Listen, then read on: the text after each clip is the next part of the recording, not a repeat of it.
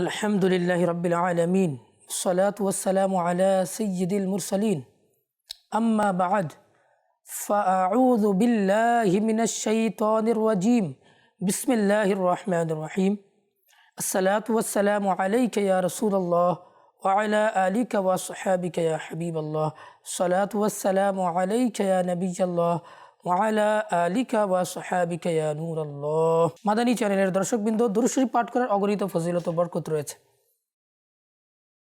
রাসূলুল্লাহ সাল্লাল্লাহু তাআলা আলাইহি ওয়াসাল্লাম ইরশাদ করেছেন, তোমাদের মধ্যে কিয়ামতের দিন আমার অধিক সন্নিকটে সেই ব্যক্তি হবে যে দুনিয়াতে আমার উপর অধিক হারে দুরূদ শরীফ পাঠ করবে। সাল্লু আলাল হাবিব সাল্লাল্লাহু তাআলা আলা মুহাম্মদ সাল্লাল্লাহু তাআলা আলাইহি ওয়াসাল্লাম। সুবহানাল্লাহ সুবহানাল্লাহ। মাদানী চ্যানেলের দর্শকবৃন্দ, আমরা যদি আসলে আমরা আমাদের নবীকে ভালোবেসে থাকি, তাহলে প্রত্যেকটা মুমিনের আকাঙ্ক্ষা ইচ্ছা থাকা উচিত যে আমরা কিয়ামতের দিন যেন রাসূলুল্লাহ সাল্লাল্লাহু আলাইহি ওয়াসাল্লামের সন্নিকটে থাকতে পারি। যে সন্নিকটে থাকতে চায় তার উচিত হবে যেন রাসূলুল্লাহ সাল্লাল্লাহু আলাইহি ওয়াসাল্লামের উপর অধিক হারে দুরূদ শরীফ পাঠ করে। মাদানী চ্যানেলের দর্শকবৃন্দ, স্বাগতম জানাচ্ছি আমাদের অনুষ্ঠান কুরআনী উপদেশে। আর আমরা এই অনুষ্ঠানে, আপনারা জানেন, আমরা কোরআন শরীফ থেকে একটি আয়াতে কারিমা নিয়ে সে সম্পর্কে আমরা কিছু আলোচনা করে থাকি। আজ আলহামদুলিল্লাহ পূর্বের ন্যায় আমরা আয়াতে কারিমা বেছে নিয়েছি, তো এই সম্পর্কে আমরা আলোচনা করব। আসুন দেখি আল্লাহ সুবহানাহু ওয়া তাআলা কুরআনে কারিমের মধ্যে কী ইরশাদ করেছেন। আল্লাহ সুবহানাহু ওয়া তাআলা বলছেন, ইয়া আইয়ুহাল্লাযীনা আমানু যকুরুল্লাহা যিকরান কাসীরা ওয়াসাব্বিহুহু বুকরাতান ওয়া আসীলা হুয়াল্লাযী ইউসাল্লি আলাইকুম ওয়া মালাইকাতুহু লিয়ুখরিজাকুম মিনাজ যুলুমাতি ইলান নূর ওয়া কানা বিল মুমিনিনা রাহিমা তাহিয়্যাতুহুম ইয়াওমা ইয়ালকাউনাহু সালাম ওয়া আ'আদ্দা লাহুম আজরান কারীমা। আল্লাহ সুবহানাহু ওয়া তাআলা কি বলছেন, হে ঈমানদারগণ, উযকুরুল্লাহা যিকরান কাসীরা, তোমরা আল্লাহর অধিক হারে জিকির করো, আল্লাহ সুবহানাহু ওয়া তাআলার অধিক হারে জিকির করো। ওয়াসাব্বিহুহু বুকরাতান ওয়া আসীলা, এবং তার প্রশংসা করো, তার তাসবিহ বর্ণনা করো, বুকরাতান ওয়া আসীলা, সকাল সন্ধ্যায় বাস আল্লাহ তাআলার জিকির করতে থাকো। হুয়াল্লাযী ইউসাল্লি আলাইকুম, যিনি তোমাদের উপর দুরূদ প্রেরণ করেন, ওয়া মালাইকাতুহু, এবং ফেরেশতারা দুরূদ প্রেরণ করেন, লিয়ুখরিজাকুম মিনাজ যুলুমাতি ইলান নূর, যাতে করে তিনি তোমাদেরকে অন্ধকার থেকে আলোর দিকে নিয়ে আসেন। ওয়া কানা বিল মুমিনিনা রাহিমা, এবং আল্লাহ সুবহানাহু ওয়া তাআলা মুমিনদের উপর খুবই দয়াশীল, করুণাময়। তাহিয়্যাতুহুম ইয়াওমা ইয়ালকাউনাহু সালাম, সেদিন তাদের জন্য আল্লাহ তাআলার পক্ষ থেকে সালাম হবে। ওয়া আ'আদ্দা লাহুম আজরান কারীমা, এবং আল্লাহ তাআলা তাদের জন্য বড়ই প্রতিদান তৈরি করে রেখেছেন। সুবহানাল্লাহ। যারা জিকির করে সকাল সন্ধ্যায়, তাদের জন্য কেমন নিয়ামত আল্লাহ তাআলা তৈরি করে রেখেছেন, কেমন উপহার তৈরি করে রেখেছেন। আমরা যদি দেখে নিতে পারতাম তাহলে তো জিকির আজকার আরও আমাদের বেড়ে যেত। কিন্তু আমাদের জিকির করতে হবে আল্লাহ তাআলার সন্তুষ্টি অর্জনের জন্য। আমরা যদি পরকালে আল্লাহ তাআলার পক্ষ থেকে যদি প্রতিদান পেতে চাই। মাদানী চ্যানেলের দর্শকবৃন্দ, অন্যান্য ইবাদতের ক্ষেত্রে টাইম ফিক্স করা আছে, যেমন নামাজ, ইন্না সলাতা কানাত আলাল মুমিনিনা কিতাবাম মাওকুতা, নিশ্চয়ই নামাজকে তার নির্ধারিত সময় অনুযায়ী ফরজ করা হয়েছে। ফজরের জন্য আলাদা একটা টাইম টেবিল আছে, জহরের জন্য আলাদা, আসরের জন্য আলাদা, মাগরিবের জন্য আলাদা, ইশার জন্য আলাদা, ঈদের নামাজের জন্য আলাদা একটা টাইম টেবিল আছে, তারপর ঈদুল আজহার জন্য আলাদা একটা টাইম টেবিল আছে, জুমার নামাজের জন্য একটা টাইম টেবিল আছে। তদ্রূপ আবার হজের জন্য টাইম নির্ধারণ করে দেওয়া আছে, অমুক তারিখে হজ করতে হবে।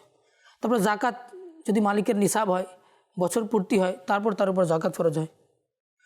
তো এই ইবাদতের একটা টাইম ফিক্স করা আছে, কিন্তু জিকিরের জন্য আল্লাহ তাআলা মুতলাকান আদেশ করেছেন, টাইম কোনো ফিক্স নেই, কোনো ধরা বাঁধা এখানে নিয়ম নেই। আল্লাহ তাআলা জিকির করতে থাকো, দাঁড়িয়ে দাঁড়িয়ে, বসে বসে, হাঁটতে চলতে ফিরতে, আল্লাহ তাআলার বাস জিকির করতে থাকুন। হুজুর সাল্লাল্লাহু তাআলা সাল্লামকে কেউ জিজ্ঞাসা করলো, ইয়া রাসূলুল্লাহ, ইয়া হাবিবাল্লাহ, মানুষের মাঝে উত্তম কে? রাসূলুল্লাহ সাল্লাল্লাহু আলাইহি সাল্লাম বললেন, যারা অধিক হারে আল্লাহ তাআলার জিকির করে তারা হচ্ছে উত্তম ব্যক্তি। এমনকি আবু বকর রাদিয়াল্লাহু তাআলা আনহুকে রাসূলুল্লাহ সাল্লাল্লাহু আলাইহি সাল্লাম বললেন, সমস্ত কল্যাণ জিকিরকারীরা নিয়ে গিয়েছে। সুবহানাল্লাহ, জিকির করার কত ফজিলত! জিকির করতে থাকুন, সুবহানাল্লাহ সুবহানাল্লাহ, আলহামদুলিল্লাহ, আল্লাহু আকবার। আচ্ছা, শুধু এগুলোই জিকির না, নামাজ পড়াটাও আল্লাহ তাআলার জিকিরের অন্তর্ভুক্ত, রোজা রাখাটাও আল্লাহ তাআলার ইবাদতের জিকিরের অন্তর্ভুক্ত, হজ করাও আল্লাহ তাআলার জিকিরের অন্তর্ভুক্ত। জিকিরের অনেক প্রকারভেদ রয়েছে। তবে নামাজ আদায় করতে থাকুন, হজ আদায় করতে থাকুন, যাকাত দিতে থাকুন, মৌখিকভাবেও জিকির করতে থাকুন, শারীরিকভাবে জিকির করতে থাকুন, আন্তরিকভাবেও জিকির করতে থাকুন। হুজুর সাল্লাল্লাহু তাআলা আলাইহি ওয়াসাল্লাম বললেন, আমি কি তোমাদেরকে এমন উত্তম আমল সম্পর্কে কি বলে দেব না, যেটা আল্লাহ তাআলার নিকট অধিক পরিষ্কার, যেটা আল্লাহ তাআলার নিকট পরিষ্কার পরিচ্ছন্নতায় উত্তম এবং মর্যাদাপূর্ণ, এবং তোমাদের স্বর্ণ রূপা সদকা করার চেয়ে উত্তম, এবং তোমাদের জিহাদে অংশগ্রহণ করার চেয়ে উত্তম। সাহাবা কেরাম বললেন, ইয়া রাসূলুল্লাহ, কেন না, আপনি বলুন। আল্লাহ রাসূল বললেন, তোমরা আল্লাহ তাআলার জিকির করো। আল্লাহ তাআলার জিকির হচ্ছে ওই উত্তম আমল। আল্লাহ সুবহানাহু ওয়া তাআলা কুরআনে কারীমের মধ্যে ইরশাদ করেছেন, ফাযকুরুনি আযকুরকুম ওয়াশকুরুলি ওয়ালা তাকফুরুন। হে আমার বান্দারা, তোমরা আমার জিকির করো, তোমরা আমার জিকির করো, আযকুরকুম, আমি তোমার চর্চা করব, আমি তোমাদের আলোচনা করব, ওয়াশকুরুলি ওয়ালা তাকফুরুন, এবং আমার শুকরিয়া জ্ঞাপন করো, ওয়ালা তাকফুরুন, এবং অকৃতজ্ঞ হয়েও না, অকৃতজ্ঞতা প্রকাশ করো না। কেন? যারা আল্লাহ তাআলার নাশুকরি করে, যারা আল্লাহ তাআলার অকৃতজ্ঞতা করো। আল্লাহ তাআলা আমাদেরকে এত নিয়ামত দান করেছেন, এত নিয়ামত দান করেছেন। এই যে আমাদের মাথার চুল, এটা আল্লাহ তাআলার নিয়ামত। এই যে আমাদের কপাল, আল্লাহ তাআলার নিয়ামত। আমাদের মাথার মধ্যে মগজ, আল্লাহ তাআলার নিয়ামত। আমাদের চোখ, আল্লাহ তাআলার নিয়ামত। আমাদের নাক, আল্লাহ তাআলার নিয়ামত। আমাদের কান, আল্লাহ তাআলার নিয়ামত। আমাদের ঠোঁট, আল্লাহ তাআলার নিয়ামত। আমাদের জিহ্বা, আল্লাহ তাআলার নিয়ামত। আমাদের আঙ্গুল, আল্লাহ তাআলার নিয়ামত। আমাদের হাত, আল্লাহ তাআলার নিয়ামত। আমাদের পা, আল্লাহ তাআলার নিয়ামত। আমাদের অন্তর, আল্লাহ তাআলার নিয়ামত। আমাদের বিবেক, আল্লাহ তাআলার নিয়ামত। আমাদের পুরো আপাদ মস্তক, আল্লাহ তাআলার নিয়ামতে পরিপূর্ণ। আমরা যদি একটু লক্ষ্য করি, আমরা লক্ষ্য করি না, আমরা চিন্তাও করি না। প্রত্যেকটা নিয়ম মাফিক চলছে। এই যে চুল যে বৃদ্ধি পায়, বড় হয়, আবার কেটে দেওয়ার পর আবার সেটা বড় হয়ে যায়, কেটে দিলে ছোট হয়ে যায়, আবার কাটার পরে আবার সেটা বাড়তে থাকে। আবার আমাদের চোখের মধ্যে বায়োলজি শাস্ত্রের মধ্যে লেখা আছে, আমি দেখেছি চোখের মধ্যে 25টা অঙ্গ রয়েছে। কোনো অঙ্গকে বলা হয় আইরিস বলা হয়, কোনোটাকে বলা হয় পিউপিল বলা হয়। আলাদা আলাদা একটা নাম নির্ধারণ করে দেওয়া হয়েছে। প্রত্যেকটা আবার ওই অংশের এক একটা কাজ রয়েছে। একটা সমস্যা হয়ে গেলে চোখের পাওয়ার কমে যায়, বেড়ে যায়, মানুষ অন্ধ হয়ে যায়। কানের মধ্যে সমস্যা হলে মানুষ শুনতে পারবে না। আজ যে আমরা শুনতে পারছি কানের মাধ্যমে, আমরা আমাদের মনের ভাব প্রকাশ করতে পারছি, এটা সব আল্লাহ তাআলার নিয়ামত। তো আমাদের অধিকারে আল্লাহ তাআলার জিকির করতে হবে, আল্লাহ তাআলার শুকরিয়া জ্ঞাপন করতে হবে। কেন? আল্লাহ সুবহানাহু ওয়া তাআলা বলেছেন, যদি তোমরা আল্লাহ তাআলার শুকরিয়া জ্ঞাপন করো, তাহলে আল্লাহ বলছেন আমি তোমাদেরকে আরও বাড়িয়ে দেবো। ওয়ালা ইন কাফারতুম, আর যদি তোমরা অকৃতজ্ঞ হও, তাহলে জেনে রেখো আমার আযাব, আমার শাস্তি খুবই কঠোর, খুবই কঠিন। তো আল্লাহ তাআলা যেন আমাদেরকে শুকরিয়া জ্ঞাপন করার তৌফিক দান করুন। তো আল্লাহ আমাদেরকে সুস্থ রেখেছেন, স্বাস্থ্য দিয়েছেন, অর্থ দিয়েছেন।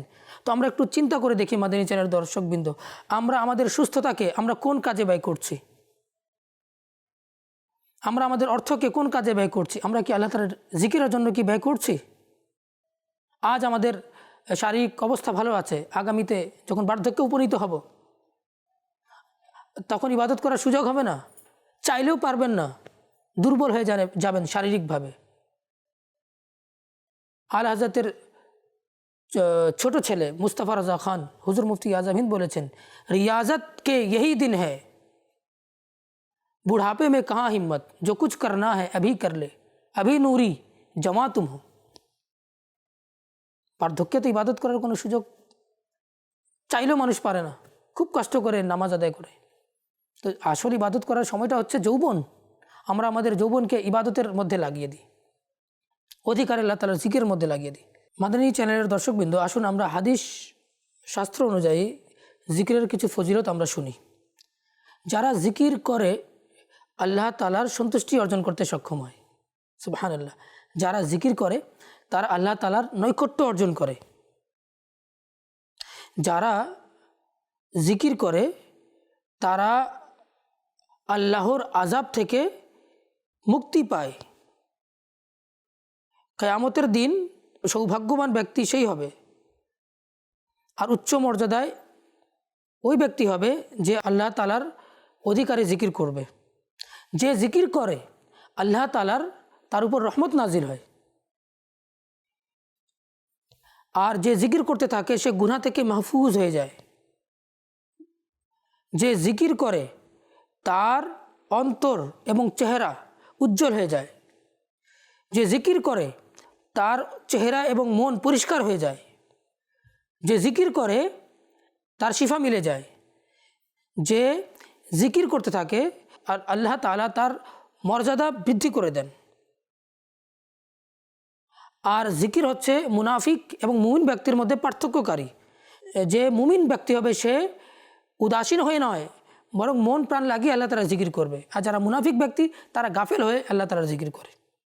যারা আল্লাহ তাআলার জিকির করে তাদেরকে রিজিক দেওয়া হয়। যারা জিকির করে এটা হচ্ছে বিবেকবানদের আলামত। জিকির করাটা হচ্ছে কি বিবেকবানদের আলামত। যারা জিকির করে তাদের মন প্রশান্তি লাভ করে। যারা জিকির করে তাদের ঘরের মধ্যে নূর প্রদান করা হয়। তার যে জিকির করে তার বিপদ আপদ দূর হয়ে যায়। যদি অসুস্থ থাকে তাহলে রোগ থেকে সে শিফা পেয়ে যায়, রোগ থেকে আরোগ্য লাভ করে। যে জিকির করে তার দারিদ্রতা দূর হয়ে যায়। জিকিরকারীকে নেক আমল করার তৌফিক দেওয়া হয়। সুবহানাল্লাহ, সুবহানাল্লাহ। আল্লাহর জিকির সমস্ত আমল থেকে উত্তম। যারা জিকির করে আল্লাহ তাআলার তারা নৈকট্য অর্জন করে। হযরত আবু সাঈদ খুদরি রাদিয়াল্লাহু তাআলা আনহু বললেন, ইয়া রাসূলুল্লাহ, আল্লাহর নিকট সবচেয়ে মর্যাদাপূর্ণ কারা? রাসূলুল্লাহ সাল্লাল্লাহু তাআলা আলাইহি ওয়াসাল্লাম বললেন, যে সকল পুরুষ ও নারী অধিকারে জিকির করে থাকে। সুবহানাল্লাহ। সে পুরুষ হোক হোক নারী, যদি আল্লাহ তাআলার জিকির করে তাহলে আল্লাহ তাআলার কাছে সে বেশি মর্যাদাবান। কিন্তু কি জিকির করতে হবে। আমরা হাদিস শরীফের মধ্যে অনেক দোয়া দেখি, তো এই দোয়াগুলো হচ্ছে কি আল্লাহ তাআলার জিকিরের অন্তর্ভুক্ত। আমাদের রসুল সাল্লাল্লাহু আলাইহি ওয়াসাল্লাম কতই না উত্তম, কতই না শ্রেষ্ঠ। তিনি ইমামুল আম্বিয়া, আখরি নবী, তিনি শেষ নবী, সব নবীদের তিনি সরদার, সর্বশ্রেষ্ঠ। তিনি আমাদেরকে ঘুমানোর পূর্বের দোয়া শিখিয়ে দিয়েছেন, আল্লাহুম্মা বিসমিকা আমুতু ওয়া আহইয়া। ঘুম থেকে জাগ্রত হচ্ছেন, আলহামদুলিল্লাহিল্লাযী আহইয়ানা বা'দা মা আমাতানা ওয়া ইলাইহিন নুশুর। এটা আল্লাহ তাআলার জিকির। ঘুম থেকে ঘুমানোর পূর্বেও জিকির, ঘুম থেকে ওঠার পরেও জিকির। তারপর অজু করতে যাচ্ছেন, অজুর পূর্বে রাসূলুল্লাহ সাল্লাল্লাহু আলাইহি ওয়াসাল্লাম দোয়া শিখিয়ে দিয়েছেন আমাদেরকে। অজু করে নিয়েছেন, অজুর পরে কি দোয়া করতে হবে সেই দোয়া রাসূলুল্লাহ সাল্লাল্লাহু আলাইহি ওয়াসাল্লাম শিখিয়ে দিয়েছেন। এই দোয়াটা কি? এই দোয়াটা হচ্ছে জিকির। আমরা বাইতুল খালার মধ্যে যাই, বাইতুল খালার মধ্যে প্রবেশের পূর্বে দোয়া এবং বাইতুল খালা থেকে বের হওয়ার পরেও দোয়া। তো প্রবেশের পূর্বেও আল্লাহ তাআলা জিকির করছেন এবং বের হওয়ার পরেও আল্লাহ তাআলা জিকির করছেন। তারপর কাপড় যে আমরা পরিধান করি, কাপড় পরিধান করার সময় রাসূলুল্লাহ সাল্লাল্লাহু আলাইহি ওয়াসাল্লাম দোয়া শিখিয়ে দিয়েছেন। আপনি খানা খাচ্ছেন, খানা খাওয়ার পূর্বেও আল্লাহ তাআলার রসুল আমাদেরকে দোয়া শিখিয়ে দিয়েছেন এবং খাবার পরেও দোয়া শিখিয়ে দিয়েছেন। তারকা দেখছেন আপনি, আল্লাহুম্মা মা খালাকতা হাযা বাতিলা সুবহানাকা ফাকিনা আযাবান নার। তারকা দেখছেন, চাঁদ দেখছেন, এটাও দেখা দোয়া রয়েছে।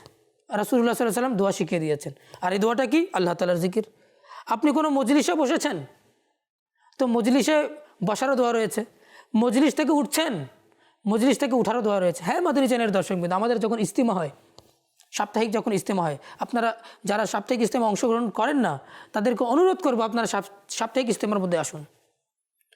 সেখানে বয়ান হয়, বয়ানের পরে জিকির আজকার হয়, তারপর সালাতু সালাম হয়, দোয়া হয়। আর তারপর শেষে ওই মজলিস থেকে উঠার দোয়া পাঠ করা হয়, যেটা রাসূলুল্লাহ সাল্লাল্লাহু আলাইহি ওয়াসাল্লাম শিখিয়ে দিয়েছেন। তো এটা কি? এটা আল্লাহ তাআলার জিকির। নামাজে আমরা যে নামাজ পড়ি, নামাজের মধ্যে জিকির, নামাজের মধ্যে দোয়া রয়েছে। সূরা ফাতিহা পুরোটাই দোয়া। আপনি যে দুরূদ ইব্রাহিম পড়ছেন, আল্লাহুম্মা সাল্লি আলা মুহাম্মাদ, এটাও দোয়া। দুরূদ ইব্রাহিমের পরে যে দোয়া মাসুরা পাঠ করা হয়, সেটাও দোয়া। রব্বানা আতিনা ফিদ দুনিয়া হাসানাতাম ওয়া ফিল আখিরাতি হাসানাতাম ওয়া কিনা আযাবান্নার। নামাজের পরে আবার দোয়া রয়েছে। তো দোয়াটা কি? দোয়াও জিকির, আল্লাহ তাআলার স্মরণ। আমরা যে হজের মধ্যে যাই, হজের মধ্যে দোয়া রয়েছে, লব্বাইক আল্লাহুম্মা লব্বাইক লা শারীকা লাকা লব্বাইক ইন্নাল হামদা ওয়ান নি'মাতা লাকা ওয়াল মুলক লা শারীকা লাক। আপনি ইহরাম পড়ছেন, ইহরাম পড়ার দোয়া রয়েছে। আর এই দোয়াটা কি? আল্লাহ তাআলার জিকির।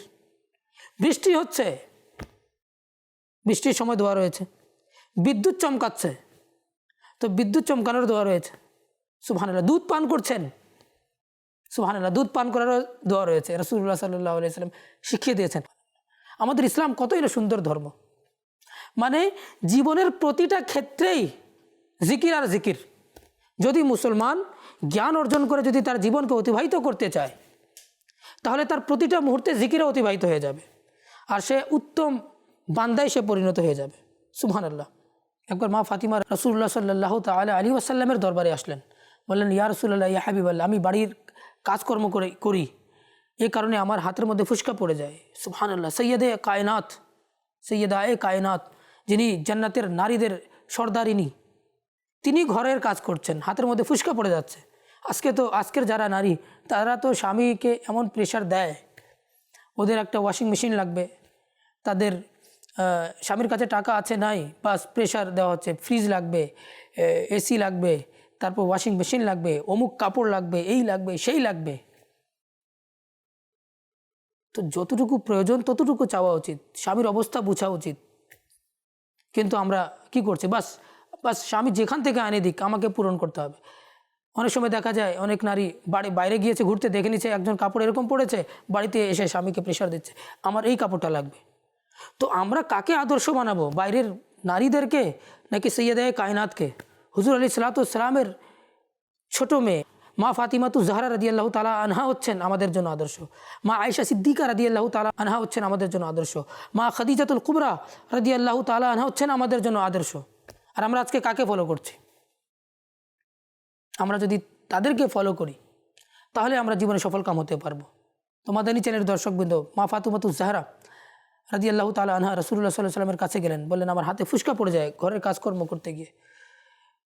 তো শুনেছি গনিমতের মাল হিসেবে আপনার কাছে অনেক দাসী এসেছে, ইয়া রাসূলুল্লাহ, আমাকেও একটি দাসী দিয়ে দিন। তো রাসূলুল্লাহ সাল্লাল্লাহু আলাইহি ওয়াসাল্লাম এর পূর্বে সবাইকে দিয়ে দিয়েছিলেন দাসী। তো রাসূলুল্লাহ সাল্লাল্লাহু আলাইহি ওয়াসাল্লাম বলেন, দাসী তো সবাইকে দিয়ে দেওয়া হয়েছে, তো মা তুমি যদি বলো তোমাকে দাসীর চেয়ে উত্তম একটা জিনিস শিখিয়ে দিই। হ্যাঁ বাবা বলুন। রাসূলুল্লাহ সাল্লাল্লাহু আলাইহি ওয়াসাল্লাম বললেন যে, মা তুমি যখন ঘুমাবে, ঘুমানোর পূর্বে তুমি এটা পড়ে নিও, 33 বার সুবহানাল্লাহ, 33 বার আলহামদুলিল্লাহ, 34 বার আল্লাহু আকবার পাঠ করে নাও। তাহলে আল্লাহ তাআলা তোমার শারীরিক সমস্ত ক্লান্তিকে দূর করে দিবেন। সুবহানাল্লাহ। এটাকেই বলা হয় তাসবিহে ফাতিমা। তো 33 বার সুবহানাল্লাহ, 33 বার আলহামদুলিল্লাহ, 34 বার আল্লাহু আকবার আমরা পাঠ করি। ছেলে মেয়ে পাঠ করতে পারি আলহামদুলিল্লাহ, ঘুমানোর পূর্বে আমরা পাঠ করি। তো ইসলামী বোনদেরকে অনুরোধ করব, আপনারাও নিয়ত করে নিন, ঘুমানোর পূর্বে 33 বার সুবহানাল্লাহ, 33 বার আলহামদুলিল্লাহ এবং 34 বার আল্লাহু আকবার আমরা পাঠ করব। তো বোঝা উচিত, যিনি সৈয়দায়ে কায়নাত জান্নাতের সর্দারিনী, তিনি কষ্ট করেছেন। তো আজ আমরা যদি কষ্ট করি, সমস্যা কোথায়? নারীরা যদি 4টা কাজ করতে পারে, তাহলে তাদের জন্য জান্নাত ওয়াজিব হয়ে যায়। 1, নামাজ আদায় করা। দ্বিতীয়ত, রোজা রাখা। তৃতীয়ত, স্বামীর আনুগত্য করা। 4 নম্বর, পর্দা। এই 4টা কাজ সবচেয়ে গুরুত্বপূর্ণ। নামাজ, রোজা, স্বামীর আনুগত্য আর পর্দা। এই 4টা কাজ যদি মহিলারা যদি করতে পারে, ইসলামী বোনেরা যদি করতে পারে, তাদের জন্য জান্নাত ওয়াজিব হয়ে যাবে। আমরা পর্দা অবলম্বন করি, পর্দাকে এটাকে কোনো বাধ্যকতা হিসেবে মানে নিজের উপর প্রেশার হিসেবে নিয়েন না। এটা আল্লাহ তাআলার হুকুম, পর্দার হুকুম আল্লাহ তাআলা দিয়েছেন, আল্লাহ রাসূল দিয়েছেন। আজ আমরা অনেকে আছে যারা বেপর্দা হয়ে ঘুরে বেড়ায়, সাজগোজ করে দাওয়াতের মধ্যে গিয়ে বেপর্দা, না বোরকা আছে না কিছু আছে, বাস ঘুরছে, পরপুরুষের সামনে সাজগোজ করে সাজসজ্জা করে সামনে আসছে। তো লজ্জা করা উচিত যে আমরা কি করছি। এই সাজগোজ ছিল স্বামীর জন্য, সাজগোজ বাইরের পুরুষের জন্য নয়। আল্লাহ তাআলা যেন আমাদেরকে বুঝার তৌফিক দান করুক। তো রাসূলুল্লাহ সাল্লাল্লাহু আলাইহি ওয়াসাল্লাম কি শিখিয়ে দিলেন? সুবহানাল্লাহ, আলহামদুলিল্লাহ, আল্লাহু আকবার। তো এটা হচ্ছে আল্লাহ তাআলার জিকির, আর এটা আজকের আলোচনারও বিষয়বস্তু। তো আমরা এটার উপর আমরা আল্লাহ তাআলা যেন আমাদেরকে আমল করার তৌফিক দান করুক। আল্লাহ তাআলা কিছু ফেরেশতা সৃষ্টি করেছেন। তো ওই ফেরেশতাদের কাজ কি? তারা ভূপৃষ্ঠে নেমে আসে, ভূপৃষ্ঠে ছড়িয়ে পড়ে। কাদের জন্য? তারা খুঁজে তালাশ করে কোথায় জিকির হচ্ছে। তো যেখানে জিকির হয় তারা তাদের রহমতের ডানা পাখা তাদের উপর বিছিয়ে দেয়। তারপর যখন মাহফিল শেষ হয়ে যায় তারা আল্লাহ তাআলার কাছে যায়, আল্লাহ তাআলার দরবারে যায়। আর যখন আল্লাহ তাআলার দরবারে যায়, আল্লাহ তাআলা তাদেরকে জিজ্ঞেস করে, হে ফেরেশতারা, তোমরা আমার বান্দাকে কি অবস্থায় পেয়েছো? তখন ফেরেশতারা বলে, ইয়া আল্লাহ আযজা ওয়া জাল, আমরা দেখেছি যে ইউসাব্বিহুনাকা ইউকাব্বিরুনাকা ইউহাম্মিদুনাকা, মওলা তাআলা আমরা দেখেছি তারা তোমার তাসবিহ পাঠ করছে, তারা তোমার বড়ত্ব বয়ান করছে, তারা তোমার প্রশংসা করছে। তো আল্লাহ তাআলা বলেন ফেরেশতাদেরকে, আল্লাহ তো সবই জানেন, তারপরে বলেন, তারা কি, হে ফেরেশতারা, তারা কি আমাকে দেখেছে? তো না মওলা, তোমাকে দেখেনি। তোমাকে যদি দেখে ফেলতো তাহলে তো তারা আরও অধিকারে জিকির করতো, তারা তাদের জিকিরের পরিমাণকে আরও বাড়িয়ে দিত। আবার আল্লাহ তাআলা বলেন, হে ফেরেশতারা, তারা কি চাচ্ছিল? বলে ফেরেশতারা বলে, হে আল্লাহ আযজা ওয়া জাল, তারা তোমার কাছে জান্নাত চাইছে।